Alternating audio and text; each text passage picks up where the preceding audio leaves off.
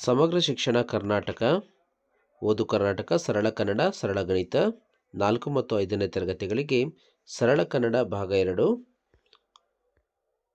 ಪರಿವಿಡಿಯನ್ನು ನೋಡ್ತಾ ಇದ್ದೀವಿ. ಸೋಮಾರಿ ಮಿಡತೆ, ವರ್ಷಿಣಿಯ ಹರ್ಷ, ಹೂಗಳ ಅಂದ ಚಂದ, ಗೆಳೆತನ, ಕಾಡಿನಲ್ಲಿ ರಜನಿ, ಪೈಲ್ವಾನರ ಕಾಳಗ, ಕಪ್ಪು ಬಣ್ಣದ ಬಲೂನ್ ಮೇಲೇರುವುದೇ, ಒಮ್ಮತದ ಬಲ, ನಮ್ಮ ರಾಷ್ಟ್ರ ಪ್ರಾಣಿ, ವಿಶ್ವಕವಿ ರವೀಂದ್ರನಾಥ್ ಠಾಗೂರ್. ಒಂದನೇದು ಸೋಮಾರಿ ಮಿಡತೆ. ಇಲ್ಲಿ ಒಂದು ಕಥೆಯನ್ನು ಕೊಡಲಾಗಿದೆ. ಮಿಡತೆ ಮತ್ತು ಇರುವೆಗಳ ನಡುವೆ ಇರತಕ್ಕಂಥ ಒಂದು ಕತೆ. ಈ ಕಥೆಗಳಿಗೆ ಮೌಖಿಕ ಪ್ರಶ್ನೆಗಳನ್ನು ಕೊಡಲಾಗಿದೆ. ಸೋಮಾರಿ ಮಿಡತೆ ಇರುವೆಗಳನ್ನು ಏನೆಂದು ಹೇಳಿಸಿತು. ಇದಕ್ಕೆ ಪ್ರಶ್ನೆಗೆ ಉತ್ತರವನ್ನು ಇಲ್ಲಿ ಟಿಕ್ ಮಾಡಲಾಗಿದೆ. ಅನಂತರ ಎರಡನೇ ಪ್ರಶ್ನೆ, ಇರುವೆಗಳು ಆಹಾರವನ್ನು ಹೇಗೆ ಸಂಗ್ರಹಿಸುತ್ತಿದ್ದವು. ಇಲ್ಲಿದೆ, ಇರುವೆಗಳು ತಮ್ಮ ಮುಂದಿನ ದಿನಗಳಿಗಾಗಿ ಪ್ರತಿದಿನ ಆಹಾರವನ್ನು ಸಂಗ್ರಹಿಸುತ್ತಿದ್ದವು. ನೆಕ್ಸ್ಟ್ ಮೂರನೇ ಪ್ರಶ್ನೆ, ಸೋಮಾರಿ ಮಿಡತೆಗೆ ಏನೆಂದು ಮನವರಿಕೆ ಆಯಿತು. ಇಲ್ಲಿ ಮೂರನೇ ಪ್ರಶ್ನೆಗೆ ಉತ್ತರ ಇದೆ, ನಾವು ಸಂಗ್ರಹಿಸಿಟ್ಟ ಯಾವುದೇ ವಸ್ತು ಆಪತ್ಕಾಲದಲ್ಲಿ ಸಹಾಯಕ್ಕೆ ಬರುತ್ತದೆ ಎಂದು ಸೋಮಾರಿ ಮಿಡತೆಗೆ ಮನವರಿಕೆ ಆಗುತ್ತೆ. ಇರುವೆಗಳಿಂದ ನಾವು ಕಲಿಯಬಹುದಾದಂಥ ಪಾಠ ಏನು ಅಂತಂದರೆ, ನಾವು ಸಂಗ್ರಹಿಸಿಟ್ಟ ಯಾವುದೇ ವಸ್ತು ಆಪತ್ಕಾಲದಲ್ಲಿ ಸಹಾಯಕ್ಕೆ ಬರುತ್ತೆ ಅನ್ನೋದು. ನೆಕ್ಸ್ಟ್ ಭಾಷಾ ಚಟುವಟಿಕೆಗಳಲ್ಲಿ ಒಂದು, ಆದಿಂದ ಹ ಅಕ್ಷರಗಳ ಉಚ್ಚಾರಣೆ ಅಭ್ಯಾಸ ಹಾಳೆ. ಇಲ್ಲಿ ಪಟ್ಟಿ 1ರಿಂದ ಸೂಕ್ತ ಅಕ್ಷರವನ್ನು ಆರಿಸಿ ಪಟ್ಟಿ 2ರ ಅಕ್ಷರಗಳ ಜೊತೆ ಕೂಡಿಸಿ 10 ಪದಗಳನ್ನು ಬರೆಯಿರಿ ಅಂತ ಹೇಳಿದೆ. ಇಲ್ಲಿ ಉದಾಹರಣೆಗಳನ್ನು ನೋಡ್ತಾ ಹೋಗ್ತಾ ಇದ್ವಿ ನಾವಿಲ್ಲಿ. ಅನೇಕ, ಹರಾಜು, ಹಸಿರು, ಅಮೀಬಾತ್, ಅವರು, ಅರಣ್ಯ, ಹರಟೆ, ಹವಳ, ಹತ್ತಿರ, ಹಾಗೆಯೇ ಅವರೇ. ಇಲ್ಲಿ ಸಕಾರ ಮತ್ತು ಶಕಾರವಿರುವ 5 ಪದಗಳನ್ನು ಬರೆಯಿರಿ ಅಂಥೇಳಿ. ಸರಸ, ಸಂಬಂಧ, ಸೇವಕ, ಸಲಗ, ಸಚಿವ, ಶಂಕರ, ಶಾಗೆ, ಶಂಕ, ಶಂಕರ, ಶಾಲೆ, ಶಾವಿಗೆ, ಶಪಥ. ಸೂಕ್ತ ಪದ ಆರಿಸಿ ವಾಕ್ಯದಲ್ಲಿ ಬಿಟ್ಟ ಸ್ಥಳ ತುಂಬುವಂತ ಇದೆ. ಹಾನಿ, ಹಂಸ, ಹಲವು, ಏರಿದೆವು, ಹಾಲು, ಆಳು, ದಾನ, ಕಂಠಪಾಠ. ನೆಕ್ಸ್ಟ್ ಯಾವುದು ಅಂತಂದರೆ ಅದು ಪರೋಪಕಾರ ಅಭ್ಯಾಸ ಹಾಳೆ 3ಕ್ಕೆ ಸಂಬಂಧಿಸಿದಂತೆ. ಇಲ್ಲಿ ಒಂದನೇ ಪ್ರಶ್ನೆಯನ್ನು ಕೊಡಲಾಗಿದೆ. ಇದರ ಉತ್ತರವನ್ನು ನೋಡೋದಾದರೆ, ಬೇಸಿಗೆಯಲ್ಲಿ ಪ್ರಾಣಿ ಪಕ್ಷಿಗಳಿಗೆ ಕುಡಿಯಲು ನೀರು ನೀಡುತ್ತೇನೆ. ಎರಡನೇ ಪ್ರಶ್ನೆ, ಇನ್ನೊಬ್ಬರು ಮಾಡುವ ಹಾಗೆ ಮಾಡುವುದು ಅನುಕರಣೆ. ಇಲ್ಲಿ ಮೂರನೇದಕ್ಕೆ ಕೆಳಗೆ ಪ್ರ ಮತ್ತು ಪರ್ ಅರ್ಪ ಅಂದರೆ ಪಾಕೆ ಅರ್ಕಾವತ್ತ ಅಕ್ಷರ ಇರ್ತಕ್ಕಂಥದ್ದು. ಅಕ್ಷರಗಳಿರುವ ಪದಗಳಿಂದ ವಾಕ್ಯ ರಚಿಸುವಂತ ಇದೆ. ಒಂದನೇದಕ್ಕೆ ಪ್ರಕೃತಿ, ನಾವು ಪ್ರಕೃತಿಯನ್ನು ಪೂಜಿಸಬೇಕು.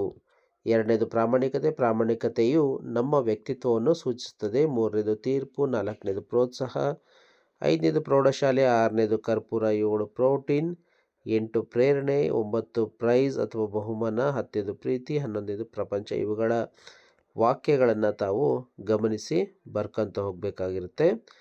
ನೆಕ್ಸ್ಟ್ ಇರ್ತಕ್ಕಂಥದ್ದು ವರ್ಷಿಣಿಯ ಹರ್ಷ ಅಂಥೇಳಿ.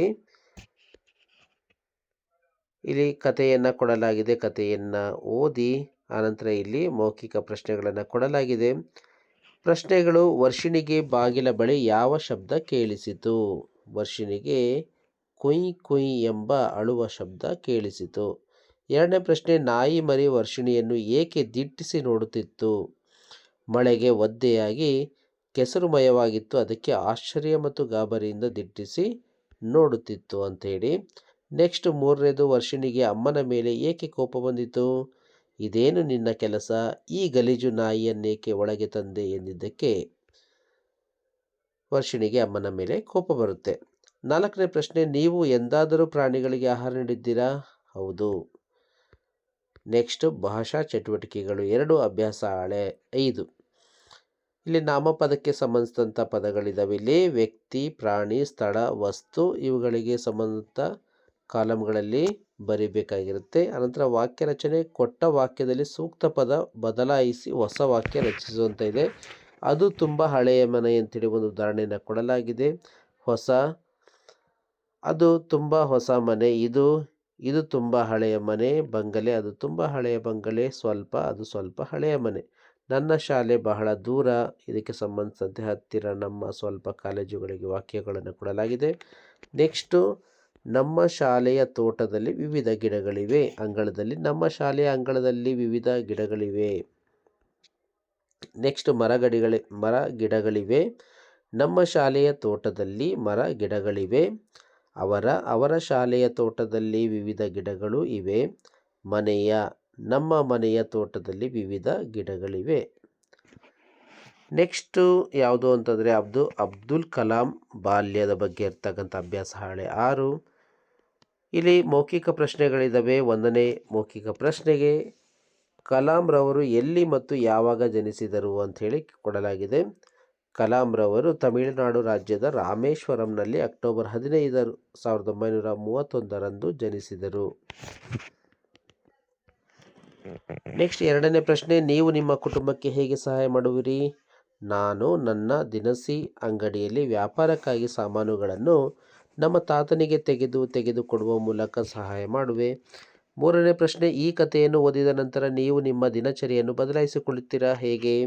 ಹೌದು, ನಾನು ಬೆಳಗ್ಗೆ ಬೇಗನೆ ಎದ್ದು ಶ್ರದ್ಧೆಯಿಂದ ಓದಿಕೊಂಡು ಉತ್ತಮ ವಿದ್ಯಾರ್ಥಿಯಾಗುವೆ. ಕಲಾಂ ಅವರ ಒಳ್ಳೆಯ ಮಾತು ಗುಂಪಿನಲ್ಲಿ ಗಟ್ಟಿಯಾಗಿ ಓದಿ ಚರ್ಚಿಸುವಂತ ಇದೆ. ನೆಕ್ಸ್ಟ್ ಇರ್ತಕ್ಕಂಥದ್ದು ಯಾವುದು ಅಂತಂದರೆ ಅದು ಹೂಗಳ ಅಂದ ಚಂದ. ಸೊ ಈ ಹೂಗಳ ಅಂದ ಚಂದಕ್ಕೆ ಸಂಬಂಧಿಸಿದಂಥ ಒಂದು ಕಥೆಯನ್ನು ಕೊಡಲಾಗಿದೆ. ಇದನ್ನು ಓದ್ಕೊಳ್ಳಿ. ಈ ಒಂದು ಗದ್ಯ ಭಾಗವನ್ನು ಓದಿದ ನಂತರ ಇಲ್ಲಿ ಪ್ರಶ್ನೆಗಳಿದ್ದಾವೆ, ಮೌಖಿಕ ಪ್ರಶ್ನೆಗಳು. ಇವುಗಳ ಉತ್ತರಗಳನ್ನು ಬರಿಬೇಕಾಗಿರುತ್ತೆ. ಬುಟ್ಟಿಯಲ್ಲಿ ಅಂದವಾಗಿ ಜೋಡಿಸಿದ ವಿವಿಧ ಹೂಗಳ ಹೆಸರೇನು? ಉತ್ತರ ಜಾಜಿ, ಮಲ್ಲಿಗೆ, ಸೇವಂತಿಗೆ, ಕನಕಾಂಬರ, ಸ್ಫಟಿಕ, ಸಂಪಿಗೆ, ಗುಲಾಬಿ, ಇನ್ನೂ ಎಷ್ಟೋ ವಿಧ ಹೂಗಳು. ನೆಕ್ಸ್ಟ್ 2ನೇ ಪ್ರಶ್ನೆ, ಹೂಗುಚ್ಛಗಳು ಇಂದು ಬಹಳ ಜನಪ್ರಿಯವಾಗಲು ಕಾರಣವೇನು? ಉತ್ತರವನ್ನು ನೋಡೋದಾದರೆ ಶುಭ ಕೋರುವ ಸಂಕೇತವಾಗಿ ಜನರು ಹೂಗುಚ್ಛಗಳನ್ನು ಬಳಸುತ್ತಾರೆ. 3ನೇ ಪ್ರಶ್ನೆ, ನಿಮಗೆ ಗೊತ್ತಿರುವ ಹೂಗಳ ಹೆಸರುಗಳನ್ನು ಪಟ್ಟಿ ಮಾಡಿ. ಮಲ್ಲಿಗೆ, ಗುಲಾಬಿ, ಡೇರೆ ಹೂವು, ಸೇವಂತಿಗೆ, ಕನಕಾಂಬರ, ದಾಸವಾಳ ಇತ್ಯಾದಿ. 4ನೇ ಪ್ರಶ್ನೆ, ಹೂಗಳನ್ನು ಯಾವ ರೀತಿಯಲ್ಲಿ ಬಳಸುತ್ತಾರೆ? ಅದರ ಉಪಯೋಗಗಳ ಬಗ್ಗೆ ಹಿರಿಯರಿಂದ ತಿಳಿದು ಬರೆ. ಹಬ್ಬಗಳಲ್ಲಿ, ಪೂಜೆಗಳಲ್ಲಿ, ಸಮಾರಂಭದ ಕಾರ್ಯಕ್ರಮಗಳಲ್ಲಿ ಮತ್ತು ದೇವಸ್ಥಾನ ಮನೆ ಅಲಂಕಾರಕ್ಕಾಗಿ ಹೂಗಳನ್ನು ಬಳಸ್ತೀವಿ. ಭಾಷಾ ಚಟುವಟಿಕೆ 3 ಅಭ್ಯಾಸ ಹಾಳೆ 8 ಸರ್ವನಾಮ. ಮೊದಲನೇದು ನಾಮಪದ ಆಯಿತು. ಈಗ ಇರ್ತಕ್ಕಂಥದ್ದು ಸರ್ವನಾಮ. ಸರ್ವನಾಮ ಅಂತಂದರೆ ನಾಮಪದಕ್ಕೆ ಬದಲಾಗಿ ಬಳಸುವಂಥ ಪದಗಳಿಗೆ ನಾವು ಸರ್ವನಾಮ ಅಂತ ಕರಿತೀವಿ. ಇಲ್ಲಿ ಉದಾಹರಣೆಗಳನ್ನು ಕೊಡಲಾಗಿದೆ. ನಾನು ಸಂತೆಗೆ ಹೋಗುತ್ತೇನೆ. ಇಲ್ಲಿ ಅದರಂತೆ ಮತ್ತೆ ವಾಕ್ಯ ಮಾಡಬೇಕು. ಹಬ್ಬಕ್ಕೆ ಹೋಗುತ್ತೀರಾ? ನೀನು ಶಾಲೆಗೆ ಹೋದೆಯಾ? ನೀವು ಶಾಲೆಗೆ ಹೋಗುತ್ತೀರಾ? ಅವನು ತಿಂಡಿಯನ್ನು ತಿಂದನು. ಇವರು ರವಿಯ ಮನೆಗೆ ಹೋದರು. ಇನ್ನು ಇರ್ತಕ್ಕಂಥ ವಾಕ್ಯಗಳು ಇಲ್ಲಿ ಪಕ್ಕದಲ್ಲಿ ಕೊಡಲಾಗಿದೆ, ನೋಡಿ. ನೆಕ್ಸ್ಟ್ ಇರ್ತಕ್ಕಂಥದ್ದು ಗದ್ಯ ಭಾಗ ದೋಣಿ ಪ್ರಯಾಣ ಅಭ್ಯಾಸ ಹಾಳೆ 9. ಇಲ್ಲಿ ಕಥೆಯನ್ನು ಕೊಡಲಾಗಿದೆ. ಸರ್ವನಾಮಗಳನ್ನು ತಾವು ಗುರುತು ಮಾಡಿ ಆ ಪದಗಳ ಕೆಳಗಡೆ ಗೆರೆಯನ್ನು ಎಳಿಬೇಕಾಗಿರುತ್ತೆ. ಈ ಒಗಟುಗಳನ್ನು ಬಿಡಿಸಿ ಅಂತ ಇದೆ. ನಿನ್ನದೇ ಆಗಿದ್ದರೂ ಅದನ್ನು ಬೇರೆಯವರೇ ಹೆಚ್ಚು ಬಳಸುತ್ತಾರೆ. ನನ್ನ ಹೆಸರು ಅದು ಏನು? ಬಿಳಿ ಹುಡುಗ, ಕರಿ ಟೋಪಿ, ಬೆಂಕಿಗಡ್ಡಿ, ನಾನು ಯಾರು ಅಂತ ಕೇಳಲಾಗಿದೆ. ಅಡ್ಡ ಕೊಯ್ದರೆ ಚಕ್ರದಂತೆ, ಉದ್ದ ಕೊಯ್ದರೆ ಶಂಖದಂತೆ, ಮೂಸಿದರೆ ವಾಸನೆ, ಕೊಯ್ದರೆ ಕಣ್ಣೀರು. ಹಾಗಾದರೆ ನಾನು ಯಾರು? ಈರುಳ್ಳಿ. ಚಿನ್ನ ತೆಗೆದು ಬಿಸಾಡ್ತಾರೆ, ಬೆಳ್ಳಿ ತೆಗೆದು ತಿಂತಾರೆ, ಬಾಳೆಹಣ್ಣು. 5 ಅಕ್ಷರದ ನಾನು ಒಂದು ಪಟ್ಟಣ, ರಾಮನಗರ. ನೆಕ್ಸ್ಟು ಇರ್ತಕ್ಕಂಥದ್ದು 5 ಅಕ್ಷರದ ನಾನು ಮಕ್ಕಳಿರುವ ಮನೆಯಲ್ಲಿ ಆಚರಿಸುವ ಒಂದು ಹಬ್ಬ ಅಂತ ಹೇಳಿದರೆ ಅದು ನಾಮಕರಣ. ನೆಕ್ಸ್ಟು ಗೆಳೆತನಕ್ಕೆ ಸಂಬಂಧಿಸಿದಂಥ ಒಂದು ಕಥಾ ಹಂದರವನ್ನು ಇಲ್ಲಿ ಕೊಡಲಾಗಿದೆ, ತಾವು ಓದ್ಕೊಳ್ಳಿ. ಆನಂತರ ಇಲ್ಲಿ ಕೆಳಗಡೆ ಇರ್ತಕ್ಕಂಥ ಮೌಖಿಕ ಪ್ರಶ್ನೆಗಳಿಗೆ ಉತ್ತರಿಸಿ. ಕಾಗೆ ಮತ್ತು ಜಿಂಕೆ ಆಮೆಗೆ ಹೇಗೆ ಸಹಾಯ ಮಾಡಿದವು? ಇದರ ಉತ್ತರವನ್ನು ನೋಡಿದರೆ ಸ್ವಲ್ಪ ದೂರದಲ್ಲಿ ಜಿಂಕೆ ಸತ್ತಂತೆ ಮಲಗಿತು. ಕಾಗೆ ಅದರ ಮೈ ಮೇಲೆ ಕುಳಿತು ಅದನ್ನು ಕುಕ್ಕುತ್ತಿರುವಂತೆ ನಟನೆ ಮಾಡಿತು. ಬೇಟೆಗಾರ ಇದನ್ನು ನೋಡಿ ಓಹ್ ಒಳ್ಳೆಯ ಬೇಟೆ ಸಿಕ್ಕಿತು ಎಂದುಕೊಂಡು ತನ್ನ ಕೈಲಿದ್ದ ಆಮೆಯನ್ನು ಕೆಳಗಿಳಿಸಿದ. ಅವನು ಜಿಂಕೆಯ ಬಳಿ ಬರುವುದನ್ನು ಕಾಯುತ್ತಿದ್ದ. ಕಾಗೆ ಪುರ್ರ್ ಎಂದು ಮೇಲೆ ಹಾರಿತು. ಹಾರಿ ಹೋಗಿ ಆಮೆಯನ್ನು ನದಿಗೆ ತಳ್ಳಿತು. ನೆಕ್ಸ್ಟ್ 2ನೇ ಪ್ರಶ್ನೆ, ಕಾಡಿನಲ್ಲಿ ಇದ್ದ 3 ಗೆಳೆಯರ ಹೆಸರೇನು? ಅದು ಜಿಂಕೆ, ಮೊಲ, ಆಮೆ. ನೆಕ್ಸ್ಟ್ 3ನೇ ಪ್ರಶ್ನೆ, ಆಮೆ ಬೇಟೆಗಾರನ ಕೈಗೆ ಹೇಗೆ ಸಿಕ್ಕಿಕೊಂಡಿತು? ಆಮೆಗೆ ಓಡಲು ಆಗಲಿಲ್ಲ, ಅದಕ್ಕಾಗಿ ಬೇಟೆಗಾರನ ಕೈಗೆ ಸಿಕ್ಕಿಕೊಂಡಿತು. ನೆಕ್ಸ್ಟ್ ಇರ್ತಕ್ಕಂಥದ್ದು ಭಾಷಾ ಚಟುವಟಿಕೆಗಳು ಅಭ್ಯಾಸ ಹಾಳೆ 11. ಇದರೊಳಗೆ ಪ್ರಶ್ನಾರ್ಥಕ ಸೂಚನೆಗಳಿಗೆ ಸಂಬಂಧಿಸಿದಂಥವು. ಪ್ರಶ್ನಾರ್ಥಕ ವಾಕ್ಯಗಳಲ್ಲಿ ಬಳಸುವ ಪದಗಳು ಯಾವುವು ಅಂತಂದರೆ ಅದು ಯಾರು, ಯಾವ, ಯಾವಾಗ, ಏನು, ಎಲ್ಲಿ, ಎಷ್ಟು, ಏಕೆ ಅಂತಕ್ಕಂಥ ಪದಗಳು. ಇಲ್ಲಿ ಒಂದನೇದು ಕೊಡಲಾಗಿದೆ, ಮೋಹನನ್ನು ಹಿಂದಿನ ವಾರ ಮೈಸೂರಿನಲ್ಲಿ ಚಾಮುಂಡಿ ಬೆಟ್ಟಕ್ಕೆ ಹೋಗಿದ್ದನು. ಇದಕ್ಕೆ ಸಂಬಂಧಿಸಿದಂಥ ಕೆಲವು ವಾಕ್ಯಗಳನ್ನು ನೋಡ್ತಾ ಹೋಗಿ.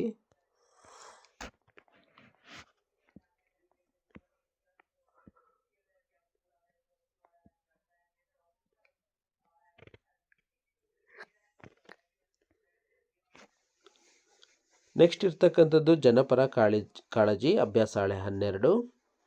ಇಲ್ಲಿ ಒಂದು ಗದ್ಯ ಭಾಗ ಇದೆ, ಅದನ್ನು ಓದಿ.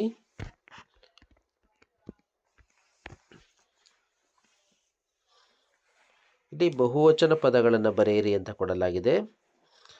ಗಳು ಸೇರಿಸಿ ಬರೆಯಿರಿ ಅಂತ ಹೇಳಿ ಏಕವಚನ ಮತ್ತು ಬಹುವಚನ. ಪುಸ್ತಕ ಪುಸ್ತಕಗಳು, ಮರ ಮರಗಳು, ನಾಯಿ ನಾಯಿಗಳು, ಗುರು ಗುರುಗಳು.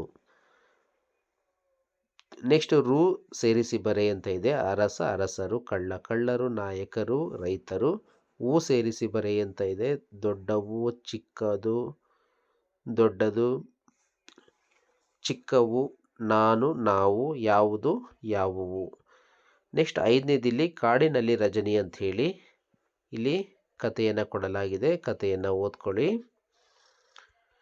ಇಲ್ಲಿ ಮೌಖಿಕ ಪ್ರಶ್ನೆಗಳಿದ್ದಾವೆ. 1ನೇದು, ದಾರಿ ಕಾಣದೆ ಭಯ ಪಡುತ್ತಾ ರಜನಿ ರಾತ್ರಿ ಎಲ್ಲಿ ಮಲಗಿದಳು?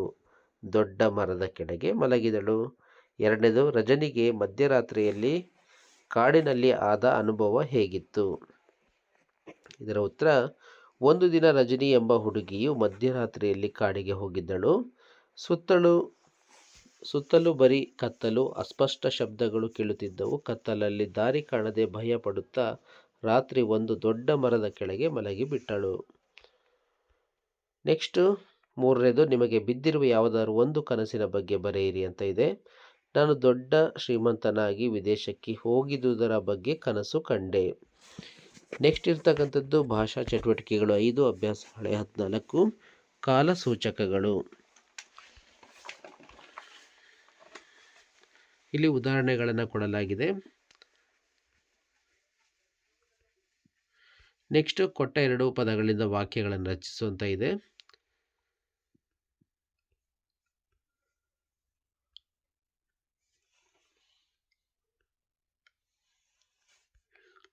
ನೆಕ್ಸ್ಟ್ ಅಭ್ಯಾಸ ಹಾಳೆಗಳು. ಇದ್ದಾನ, ಇದ್ದಾರ, ಇದ್ದೀಯ, ಇದ್ದಾಳ, ಇದ್ದಾರ, ಇದೆ, ಇದ್ದೀವಿ. ನೆಕ್ಸ್ಟ್ ಇರ್ತಕ್ಕಂಥದ್ದು ಭವಿಷ್ಯತ್ ಕಾಲಕ್ಕೆ ಸಂಬಂಧಿಸಿದಂತೆ ಪದಗಳು ಇರುತ್ತದೆ. ಇರುತ್ತೇನೆ, ಇರುತ್ತಾಳೆ, ಇರುತ್ತೀರಾ, ಇರುತ್ತೀರಿ, ಇರುತ್ತೇವೆ, ಇರುತ್ತಾರೆ, ಇರುತ್ತಾನೆ, ಇರುತ್ತವೆ. ಅವರು 10 ಗಂಟೆಗಳಲ್ಲಿ ಆಫೀಸಿನಲ್ಲಿ ಇರುತ್ತಾರೆ. ಒಂದಕ್ಕೆ ಇರುತ್ತಾಳೆ. ನೆಕ್ಸ್ಟ್ ಇರುತ್ತೀನಿ, ಇರುತ್ತೇವೆ, ಇರುತ್ತೀರಾ, ಇರುತ್ತವೆ, ಇರುತ್ತಾನೆ, ಈ ರೀತಿ ಇರ್ತಕ್ಕಂಥ ಪದಗಳು. ನೆಕ್ಸ್ಟ್ ಭೂತಕಾಲಕ್ಕೆ ಸಂಬಂಧಿಸಿದಂತೆ ಇಲ್ಲಿ ಕೆಲವೊಂದಿಷ್ಟು ವಾಕ್ಯಗಳನ್ನು ಕೊಡಲಾಗಿದೆ. ಇದನ್ನು ನೋಡಿ ಹಾಗೇನೆ ತಾವು ಬರ್ಕೊಳ್ರಿ. ನೆಕ್ಸ್ಟ್ ಅಭ್ಯಾಸ ಹಾಳೆ 16.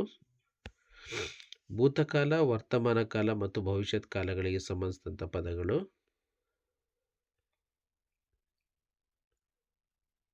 ನೆಕ್ಸ್ಟ್ ಸಮಾನಾರ್ಥಕ ಮತ್ತು ವಿರುದ್ಧಾರ್ಥಕ ಪದಗಳು. ಸೂಕ್ತ ಪದಗಳನ್ನು ಆರಿಸಿ ಬರೆಯಿರಿ ಅಂತ ಇದೆ. ಹತ್ತಿರ, ಸಮೀಪ, ದೂರ. ಮೃದು, ಮೆತ್ತನೆ, ಒರಟು. ಹೊಸತು, ಉತ್ಸಾಹ, ನಗು, ಕಷ್ಟ, ಮುಂದೆ, ಪ್ರೀತಿ, ದೊಡ್ಡ, ಜಾಣ. ಇವುಗಳ ವಿರುದ್ಧಾರ್ಥಕ ಪದಗಳನ್ನು ಬರ್ಕೊಳ್ಳಿ.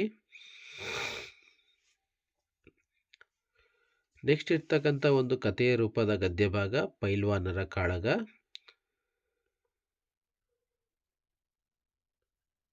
ಅದಕ್ಕೆ ಸಂಬಂಧಿಸಿದಂಥ ಮೌಖಿಕ ಪ್ರಶ್ನೆಗಳಿದ್ದಾವೆ. ಎದುರಿಗೆ ಬಂದ ಪೈಲ್ವಾನ್ ಪುಂಡರೀಕನಿಗೆ ಬಪ್ಪು ಏನೆಂದು ಕೇಳಿದ. ಇದರ ಉತ್ತರ, ಎದುರಿಗೆ ಬಂದು ನಿಂತ ಪೈಲ್ವಾನನಿಗೆ ಬಪ್ಪು ಕೇಳಿದ, ನನ್ನ ಜೊತೆ ಕುಸ್ತಿ ಮಾಡುತ್ತೀಯ ಪೈಲ್ವಾನ್ ಎಂದು. 2ನೇ ಪ್ರಶ್ನೆ, ಕುಸ್ತಿಗೆ ಒಪ್ಪಿದ ಪೈಲ್ವಾನ್ ಬಪ್ಪುವಿಗೆ ಏನು ಮಾಡಿದ? ಉತ್ತರ, ಬಪ್ಪು ಪುಂಡರೀಕನಿಗೆ ಹೊಟ್ಟೆಗೆ ಕಚಗುಳಿ ಇಟ್ಟನು. ಈ ಕಥೆಯಲ್ಲಿ ಬರುವ ಪಾತ್ರಗಳ ಬಗ್ಗೆ ಚರ್ಚಿಸಿ ಅಂತ ಇದೆ. ಬಪ್ಪು, ಪೈಲ್ವಾನ್, ಪುಂಡರೀಕ. ನೆಕ್ಸ್ಟ್ ಭಾಷಾ ಚಟುವಟಿಕೆಗಳು 6, ಅಭ್ಯಾಸ ಹಾಳೆ 18, ಅನುಕರಣ ವ್ಯಯ ಪದಗಳು. ಇಲ್ಲಿ ಅನುಕರಣ ವ್ಯಯ ಪದಗಳನ್ನು ಬಳಸಿ ಸರಳ ವಾಕ್ಯಗಳನ್ನು ರಚಿಸಿ ಅಂತ ಇದೆ.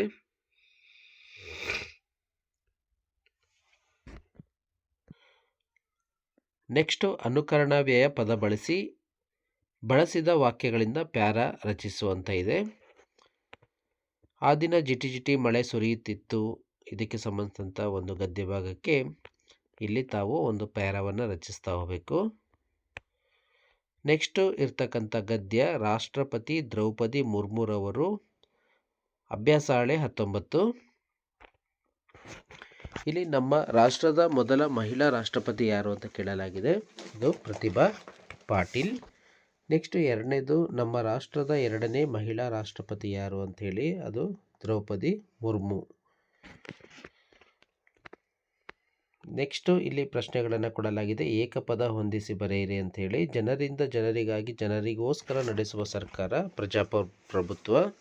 ಹಡಗನ್ನು ನಿಯಂತ್ರಿಸುವ ಅಥವಾ ನಡೆಸುವವ ನಾವಿಕ. ನೆಕ್ಸ್ಟ್ 3ನೇದು, ಬೆನ್ನು ಮೂಳೆ ಇರುವ ಪ್ರಾಣಿಗಳು ಕಶೇರುಕಗಳು. 4ನೇದು ಅಕಶೇರುಕಗಳು.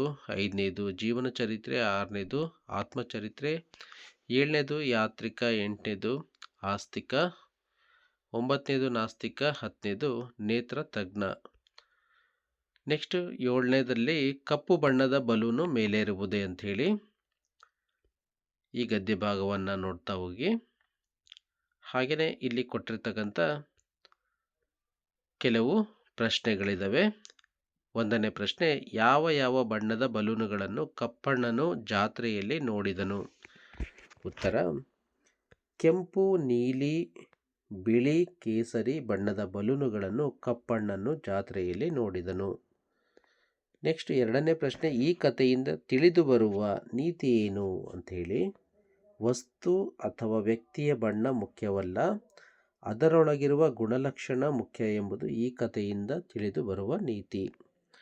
ನೆಕ್ಸ್ಟ್ 3ನೇದು, ಈ ಪದಗಳಿಂದ ಸ್ವಂತ ವಾಕ್ಯ ರಚಿಸುವಂತ ಇದೆ. ಬಲೂನು. ನನಗೆ ಇಷ್ಟವಾದ ಆಟಿಕೆ ವಸ್ತು ಅಂತಂದರೆ ಅದು ಬಲೂನು. 2ನೇದು ಜಾತ್ರೆಯಲ್ಲಿ ಸರ, ಬಳೆ, ಆಟಿಕೆ ಸಾಮಾನು ಖರೀದಿ ಮಾಡಿದೆನು. ನೆಕ್ಸ್ಟ್ ಭಾಷಾ ಚಟುವಟಿಕೆಗಳು 7, ಅಭ್ಯಾಸ ಹಾಳೆ. ವಿಭಕ್ತಿ ಪ್ರತ್ಯಯಗಳಿಗೆ ಸಂಬಂಧಿಸಿದಂಥದ್ದು. ಇಲ್ಲಿ ಪ್ರಥಮ, ದ್ವಿತೀಯ, ತೃತೀಯ, ಚತುರ್ಥಿ, ಪಂಚಮಿ, ಷಷ್ಠಿ, ಸಪ್ತಮಿ ಇವುಗಳಿಗೆ ಪದಗಳನ್ನು ಕೊಡಲಾಗಿದೆ ನೋಡಿ. ನೆಕ್ಸ್ಟು ಕೆಳಗಿನ ವಾಕ್ಯಗಳಲ್ಲಿ ವಿಭಕ್ತಿ ಪ್ರತ್ಯಯಗಳಿರುವ ಪದಗಳನ್ನು ವರ್ಗೀಕರಿಸುವಂತ ಇದೆ.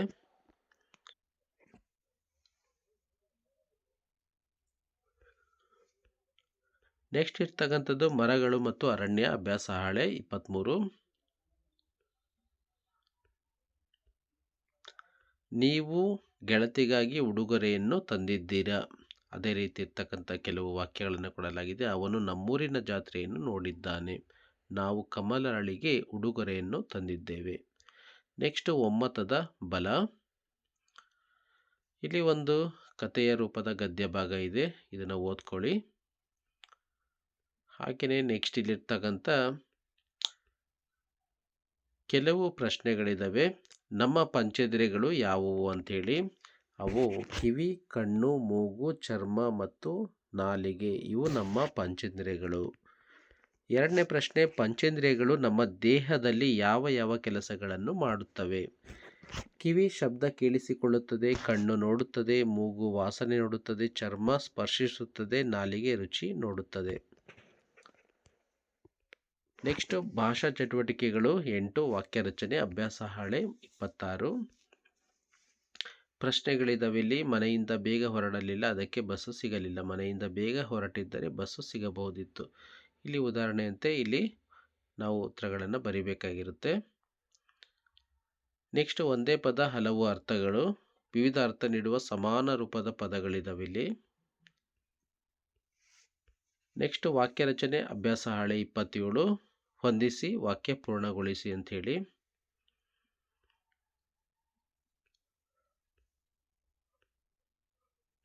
ನೆಕ್ಸ್ಟು ಈ ಕೆಳಗಿನ ಜೋಡಿ ವಾಕ್ಯಗಳನ್ನು ಸೇರಿಸಿ ಒಂದು ವಾಕ್ಯ ಬರೆ. ಇಲ್ಲಿ ಕೆಲವೊಂದಿಷ್ಟು ಇರ್ತಕ್ಕಂಥ ವಾಕ್ಯಗಳನ್ನು ಬರಿತಾ ಹೋಗಬೇಕು. ಒಂದನೇದು, ನಾನು ನಾಳೆ ಪೇಟೆಗೆ ಬರುತ್ತೇನೆ, ಆಗ ನಿಮ್ಮ ಚೀಲ ತರುತ್ತೇನೆ. ನಾನು ನಾಳೆ ಪೇಟೆಗೆ ಬಂದಾಗ ನಿಮ್ಮ ಚೀಲ ತರುತ್ತೇನೆ. ಅದೇ ರೀತಿ ಇರ್ತಕ್ಕಂಥ ಕೆಲವು ವಾಕ್ಯಗಳಿದ್ದಾವೆ, ಅವುಗಳನ್ನು ತಾವು ಬರ್ಕೊತ ಹೋಗಿ. ಆನಂತರ ಇರ್ತಕ್ಕಂಥದ್ದು 9ನೇದು, ನಮ್ಮ ರಾಷ್ಟ್ರ ಪ್ರಾಣಿ ಹುಲಿ. ಇಲ್ಲಿ ಪ್ರಾಣಿ ಚಿತ್ರವನ್ನು ಕೇಳಿ ನೀವು ಹುಲಿಯನ್ನು ನೋಡಿದ್ದೀರಾ, ಅದರ ಗರ್ಜನೆಯನ್ನು ಕೇಳಿದ್ದೀರಾ, ಕಾಡಿನ ರಾಜ ಹುಲಿ. ಅದೇ ರೀತಿ ಇರ್ತಕ್ಕಂಥ ಸಂಪೂರ್ಣವಾದಂಥ ಗದ್ಯ ರೂಪವನ್ನು ಓದ್ಕೊಳ್ಳಿ.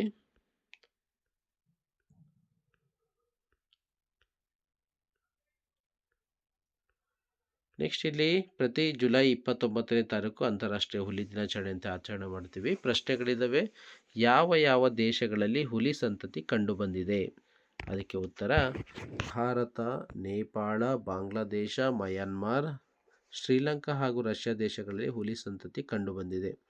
ಎರಡನೇ ಪ್ರಶ್ನೆ, ಸಾಮಾನ್ಯವಾಗಿ ಹುಲಿಗಳು ಎಷ್ಟು ವರ್ಷ ಬದುಕುತ್ತವೆ? ಸಾಮಾನ್ಯವಾಗಿ ಹುಲಿಗಳು 13ರಿಂದ 15 ವರ್ಷಗಳು ಬದುಕುತ್ತವೆ. ನೆಕ್ಸ್ಟ್ ಮೂರನೇ ಪ್ರಶ್ನೆ ಕೊಡಲಾಗಿದೆ, ಕರ್ನಾಟಕದಲ್ಲಿ ಹುಲಿಯ ಸಂತತಿಯ ಬಗ್ಗೆ ಚರ್ಚಿಸಿ ಅಂತೇಳಿ. ಕರ್ನಾಟಕದಲ್ಲಿ BR ಪ್ರಾಜೆಕ್ಟ್, ಮಲೆ ಮಹದೇಶ್ವರ, ಭದ್ರಾರಣ್ಯ, ದಾಂಡೇಲಿ, ಬಂಡೀಪುರ, ನಾಗರಹೊಳೆ ಅರಣ್ಯಧಾಮಗಳಲ್ಲಿ ಹುಲಿ ಸಂತತಿಗಳು ಕಂಡುಬರುತ್ತವೆ. ನೆಕ್ಸ್ಟ್ 10ನೇದು, ವಿಶ್ವಕವಿ ರವೀಂದ್ರನಾಥ್ ಠಾಗೂರ್.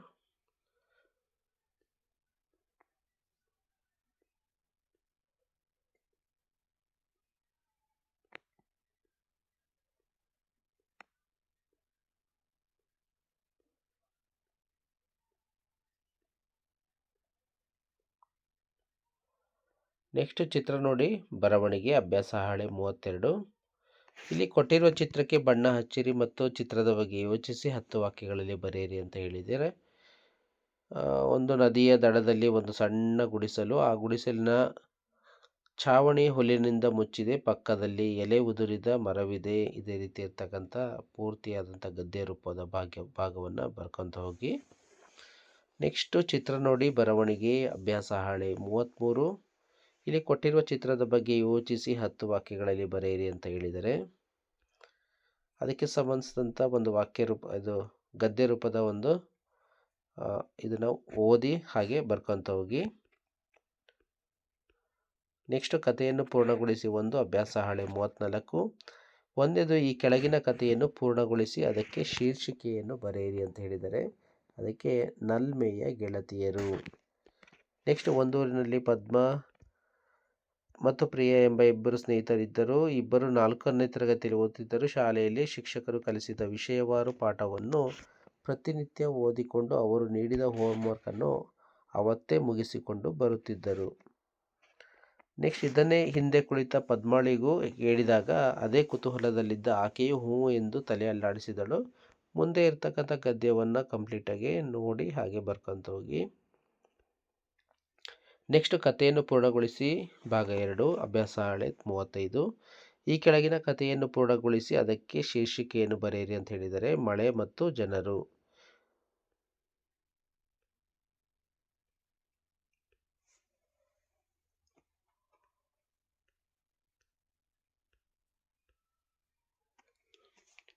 ನೆಕ್ಸ್ಟ್, ಕಥೆಯನ್ನು ಪೂರ್ಣಗೊಳಿಸಿ 3 ಅಭ್ಯಾಸ ಹಾಳೆ 36. ಇಲ್ಲಿ ಶಾಲಾ ಶೈಕ್ಷಣಿಕ ಪ್ರವಾಸಕ್ಕೆ ಹೊರಡಲು ವಿದ್ಯಾರ್ಥಿಗಳು ಬಸ್ ಹತ್ತಲು ಸರತಿ ಸಾಲಿನಲ್ಲಿ ನಿಂತರು. ನಂತರ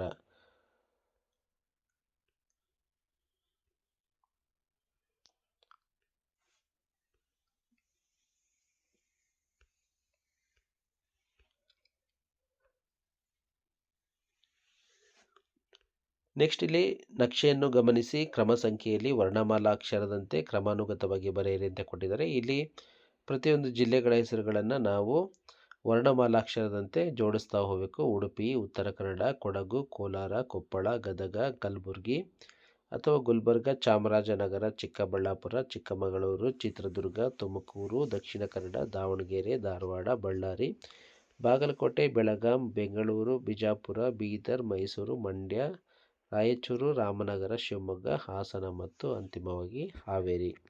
ಧನ್ಯವಾದಗಳು.